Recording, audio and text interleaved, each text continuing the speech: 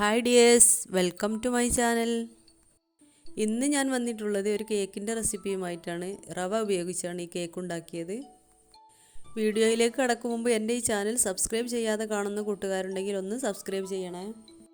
ഈ കേക്ക് വളരെ ടേസ്റ്റിയും സോഫ്റ്റുമായിട്ടുള്ളൊരു കേക്കാണ്.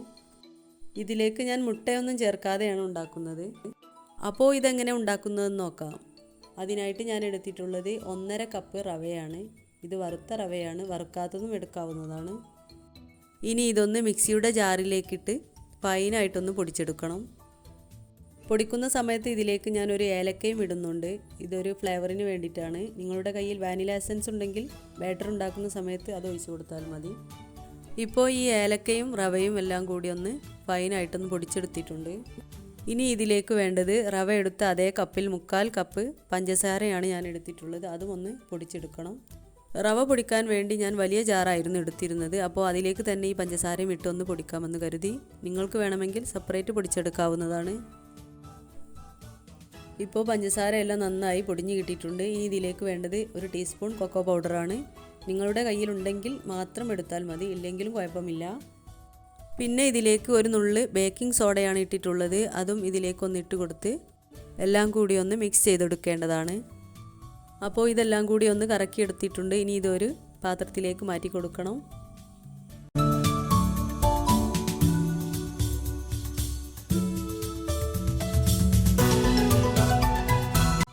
ഇനി ഇതിലേക്ക് വേണ്ടത് 1 ഗ്ലാസ് പാലാണ്.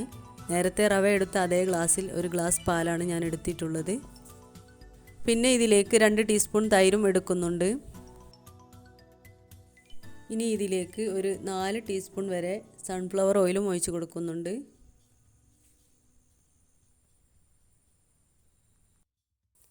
ഇനി ഇതിലേക്ക് 1/4 ടീസ്പൂൺ ബട്ടറും ഇട്ട് കൊടുക്കുന്നുണ്ട്. നിങ്ങളുടെ കയ്യിലുണ്ടെങ്കിൽ മാത്രം ഇട്ട് കൊടുത്താൽ മതി, അതിന് പകരം സൺഫ്ലവർ ഓയിൽ തന്നെ ഒഴിച്ച് കൊടുത്താൽ മതി. ഇനി ഇതെല്ലാം കൂടി ഒന്ന് നന്നായി മിക്സ് ചെയ്തെടുക്കേണ്ടതാണ്. വെള്ളം കൂടി പോവാതെ ശ്രദ്ധിക്കേണ്ടതാണ്.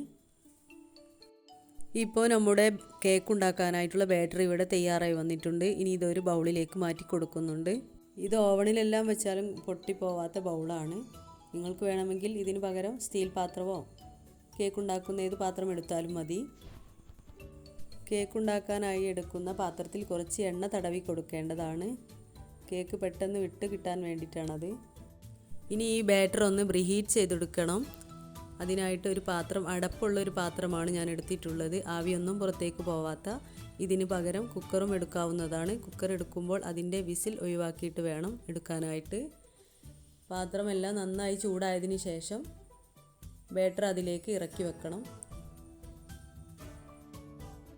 എന്നിട്ട് അതൊന്ന് അടച്ചു കൊടുക്കേണ്ടതാണ്.